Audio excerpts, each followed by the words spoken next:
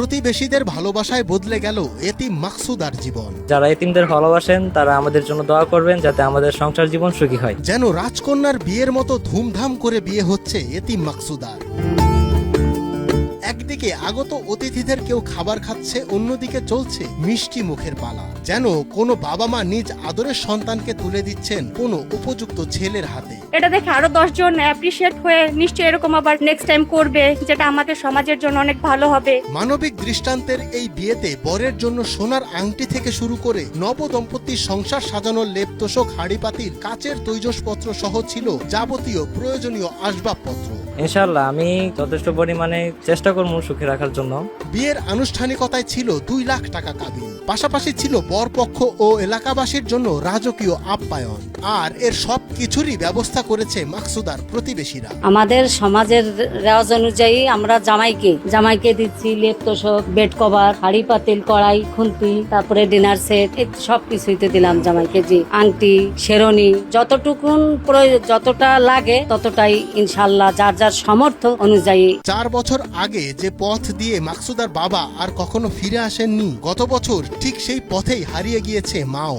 যে কারণে মাত্র 18 বছর বয়সে জীবনের সবচেয়ে নির্মম বাস্তবতার মুখোমুখি হতে হয়েছে এই কিশোরীকে। মেয়েটার বাবা অ্যাক্সিডেন্টে মারা গেছে, মাটাও ফানিতে ফিরে মারা গেছে। মাটার রোগ ছিল, সাইবারাম রোগ ছিল। মারা যাওয়ার পরে আমরা এলাকার মানুষই মেয়েটা দেখাশোনা করে রাখি। রাস্তার পাশে একটা ছোট একটা ঘর আছে, ঘরটা আমরা কিছুদিন আগে কিছু মাসে উদ্যোগ নিয়ে করে দিচ্ছি। পরে মেয়েটা আস্তে আস্তে তখন বয়স বড় একটু বাড়ি হইলো, আমরা চিন্তা করলাম মেয়েটা বিয়ে সাথে দরকার আছে। মা বাবার স্মৃতি জড়ানো শূন্য ভিটায় দাঁড়িয়ে যখন সে চারিদিকে অন্ধকার দেখছিল, তখন তার কোল ঘেঁষে দাঁড়িয়েছিল ছোট 2 ভাই মোহাম্মদ আর আহম্মদ। নিজের চোখের জল আড়াল করে বুকে পাথর চেপে এই 2 অবুঝ ভাইয়ের মুখে ভাত তুলে দেওয়ার এক কঠিন যুদ্ধের মুখোমুখি হতে হয় মাকসুদাকে। এমন সময়েও প্রতিবেশীরা এগিয়ে এসেছে মাকসুদার জন্য।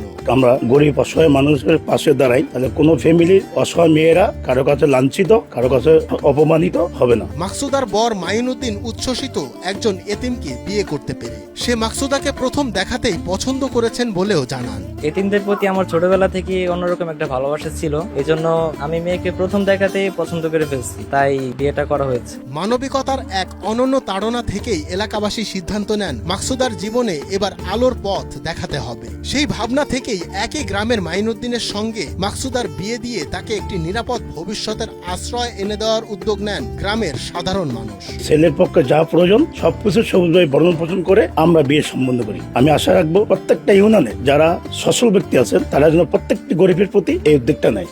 ভোলার চরফ্যাশন উপজেলার জিন্নাগড় 9 নম্বর ওয়ার্ডের বাসিন্দা মাকসুদার বিয়ের এমন উদ্যোগে আনন্দে ভেসেছে পুরো এলাকা। এলাকাবাসীর চোখে ছিল তৃপ্তির ছাপ। স্থানীয়রা বলছেন তারা শুধু একটি বিয়েই দেননি, গড়ে দিয়েছেন একটি নিরাপদ ভবিষ্যতের আশ্রয়। মঞ্জুর এ মাওলা, মাই টিভি।